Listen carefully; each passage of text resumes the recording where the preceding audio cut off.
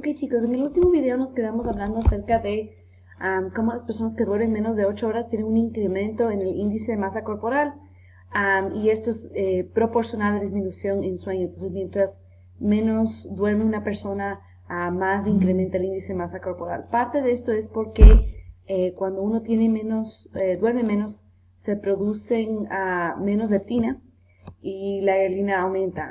Entonces encuentran que sí, de alguna forma, esto nos puede llevar a comer más. Ahora, una cosa que también hay que tomar en cuenta es que al no dormir uno también emocionalmente no está bien. Entonces, muchas veces esto también lleva a que la gente coma más. Mientras más estudian la obesidad, los problemas de atracón, etcétera, más se dan cuenta que hay un problema emocional normalmente por abajo.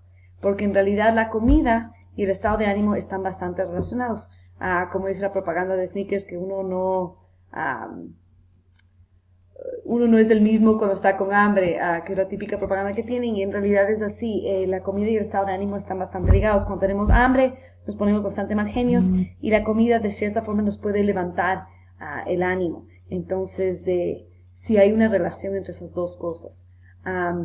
Y esto es interesante porque en realidad cuando uno trabaja con gente obesa, a veces ellos se hacen la banda gástrica o se hacen esta reducción estomacal, y muchas veces esto lleva a que las personas sufren de otros problemas, porque en realidad cuando le quitas a la persona la comida, o sea, es decir, cuando le reduces el tamaño del estómago, muchas veces esa persona ya no tiene un mecanismo de afrontamiento cuando se está sintiendo mal, porque hasta el momento ha usado la comida como una forma de disminuir la depresión o la ansiedad que sufre. Entonces yo sí he visto casos donde después de hacerse el bypass gástrico o la manga gástrica, alguna gente cae en depresión severa, alguna gente incluso se suicida, alguna gente cae en drogadicción, porque ya no pueden, o sea, porque el estómago está reducido, no pueden comer aunque quisieran, y esto hace que ellos caigan en otro tipo de problemas emocionales y a veces en problemas, como les decía, de drogadicción. He tenido pacientes que se han tratado de suicidar, y por eso es que en Estados Unidos, por ejemplo, antes de hacerte la manga gástrica, siempre te hacen una evaluación psicológica extensiva para ver si es que eres un buen candidato o si es que pueden haber problemas después de hacerte el bypass. Porque nuevamente estas personas no es que tienen un problema de metabolismo normalmente, o no es que tienen un problema de leptina, sino que son problemas conductuales que vienen de un problema psicológico. Entonces, comer sí altera tu ánimo y tu predisposición emocional, reduce la irritabilidad, incrementa la calma y el afecto positivo. Entonces, claro, esto es igual que una droga, o sea, nos puede hacer sentir súper bien cuando nos estamos sintiendo mal. Entonces, es lógico que alguna gente lo usa como un mecanismo de afrontamiento, como si fuese una droga. Claro que esto también va a depender del tamaño de la comida, de su composición, qué expectativa tiene el consumidor, sus hábitos. Cuando una comida es muy pequeña y poco saludable, a veces esto aumenta el afecto negativo. Pero también los dulces y las texturas grasosas pueden aumentar el buen ánimo. Entonces, si es que uno se come solo un chocolatito así a media tarde, capaz te puede incluso aumentar el afecto negativo.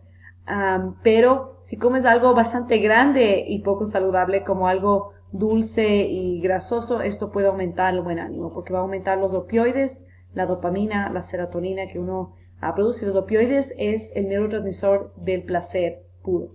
La dopamina es de deseo, la serotonina también da una sensación de bienestar, pero que más sensación de bienestar va a dar es los opioides que secretan naturalmente tu cerebro.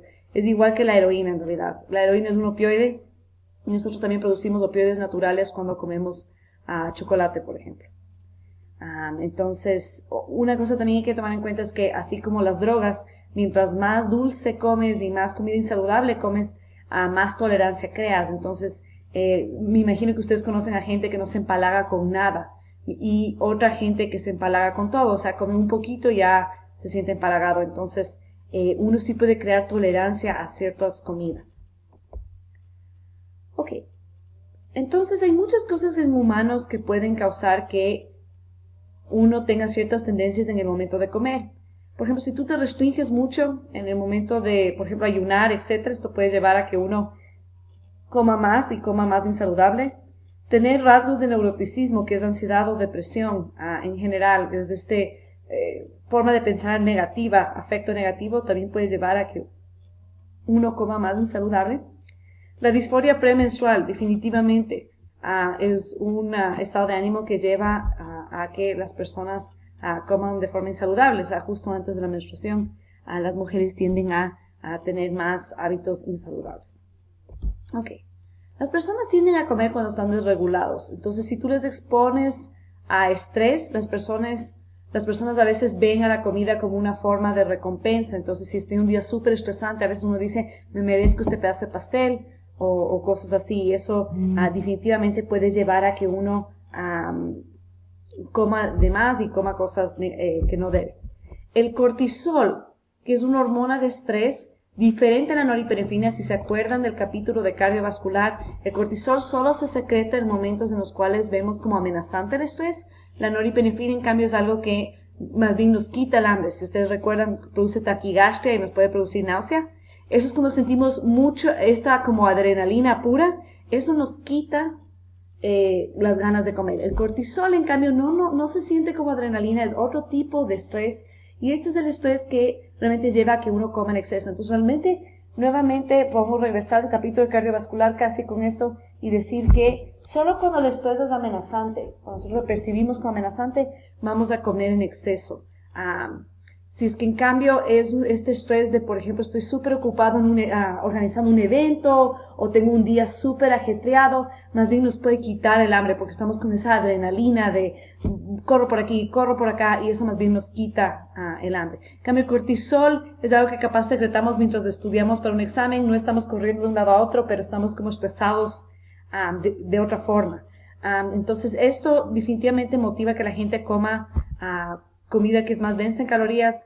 Esto va a estimular la liberación de opioides endógenos, como habíamos hablado, y esto va a hacer que la persona de lo que está estresada y angustiada se sienta bien y le hace adictiva la comida.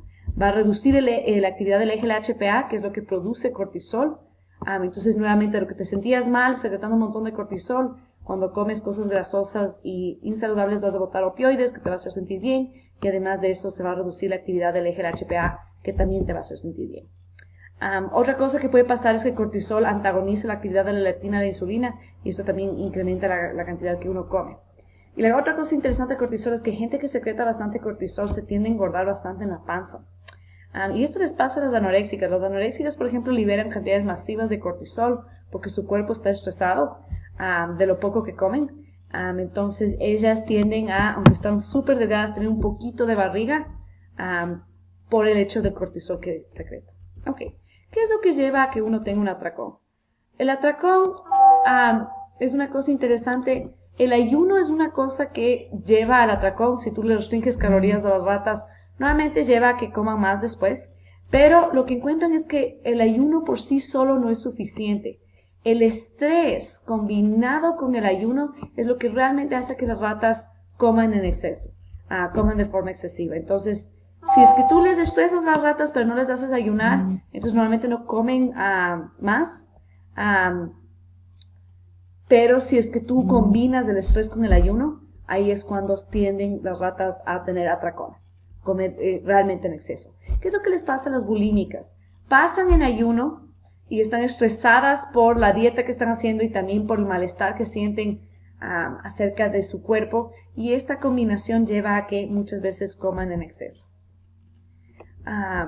Ok, pues como les decía, los atracones y digamos el estado emocional de uno cambia la forma en la cual comemos, pero va a depender de la naturaleza del estrés, si es físico o psicológico. Normalmente el estrés psicológico es el que más lleva a que uno coma más. Y una cosa que el estrés realmente que más lleva a que uno coma en exceso es un estrés interpersonal. Cuando hay una amenaza al ego, es decir, cuando te hacen bullying, cuando te evalúan de forma negativa, ahí es cuando uno tiende a comer en exceso. Entonces, hay estudios, por ejemplo, donde se les hace una tarea estresante como el Pre-Social Stress Test, que se acuerdan de cardiovascular, a estudiantes de universidad donde les hacen dar un discurso en frente de 2 evaluadores y muchas personas se sienten como humilladas en esta prueba. Esta gente, si se les ofrece comida después de esta tarea estresante, normalmente tienden a comer más y comidas más insaludables. Entonces, el efecto negativo crónico sí puede predecir atracones de comida y está relacionado a digamos, problemas con la dieta en general. Okay. Una rama de investigación que se está haciendo es tratar de estimular el sistema gastrointestinal haciendo contracciones forzadas del estómago como para inducir náusea. Se está haciendo pruebas en animales para ver si es que esto reduce cuánto comen y se va a tratar de hacer en humanos para ver si es que esto también puede ayudar a pacientes que son obesos. Pero realmente no hay mucha evidencia hasta el momento que esto ayuda. Otra rama súper interesante que tiene mucho auge hoy en día y habrán visto es esto de la microbiota. Básicamente son los microbios que tenemos en el intestino. Esto es algo que acumulamos a lo largo de nuestra vida y nos acompañan y lo que encuentran es que capaz de estas también cambian la forma en la que comemos. Cada uno de nosotros tenemos un grupo de bacterias diferente en nuestro intestino y lo que encuentran en realidad es que qué bacterias tenemos va a depender de cómo comemos. Entonces hay ciertas bacterias que les gustan las grasas y las azúcares, esas van a crecer más si es que uno pasa comiendo grasa y azúcar. Entonces, si te hacen un perfil microbiano, van a ver que hay más de esas bacterias que les gustan la grasa y el azúcar. En cambio, si comes de forma más saludable, capaz se van a fomentar más bacterias que les gusta esa comida que es más saludable, vegetales, fruta, cosas así. La cosa que es interesante es que capaz las bacterias, por ejemplo, que les gusta grasa y azúcar, a ratos nos piden comida insaludable, porque ellas quieren comer eso para crecer más.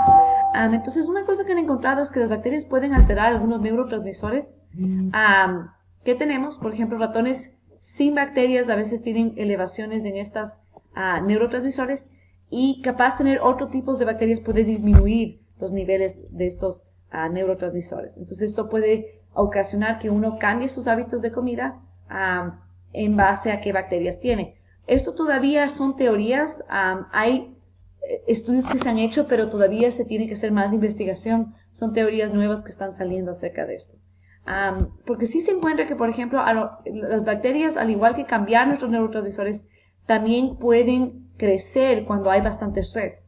Entonces, ciertas bacterias reaccionan a nuestros neurotransmisores como la norepinefrina y crecen más, proliferan más, y otras, en cambio, lo que hacen es cambiar la cantidad de neurotransmisor que tenemos en el cuerpo. Okay. Una cosa súper interesante acerca de estas investigaciones es que si agarran bacterias del intestino de una gemelo obeso y le inyectan a un ratón, le ponen en el intestino de este ratón empieza a aumentar la cantidad de grasa que acumula. Y esto es un estudio que ya está comprobado, se ha hecho bastantes investigaciones. Lo que se encuentra es que capaz estas bacterias que tiene la gente obesa acumulan más grasa. En cambio, si agarras el gemelo que es delgado y le pones esas bacterias al ratón, el ratón se queda delgado. Estas dietas que son bajas en grasa, altas en fibra versus entonces la cosa interesante de esto es que a los 2 ratones se les dio esta misma dieta que es alta en fibra y baja en grasa, pero un ratón sí se hizo obeso, el otro no, y se piensa que son estas bacterias de la gente obesa sí acumulan más grasa. Ahora, esto no quiere decir que las bacterias son los culpables de que la gente tenga obesidad, sino que la gente obesa al comer mal fomentan más de estas bacterias que acumulan grasa, entonces acumulan incluso más grasa. Entonces, si este ratón sigue comiendo saludable, eventualmente va a eliminar estas bacterias y va a regresar a su microbiota normal. Okay. En humanos, ¿qué se ha hecho? Entonces, en humanos a veces se hacen trasplantes fecales. Cuando un humano tiene una infección crónica, por ejemplo, se hizo un estudio de un caso donde esta señora tenía una infección recurrente de esta bacteria y ya no sabían qué hacer, les habían dado un montón de antibióticos, entonces lo que decidieron es que iban a hacer un trasplante fecal. ¿Y en qué ayuda el trasplante fecal con la infección? Es que al reemplazar, al introducir otras bacterias, compiten con esta bacteria que causa infección y así capaz de eliminan la bacteria que causa infección, porque todas las bacterias de nuestro intestino están compitiendo por nutrientes y recursos. Entonces, si es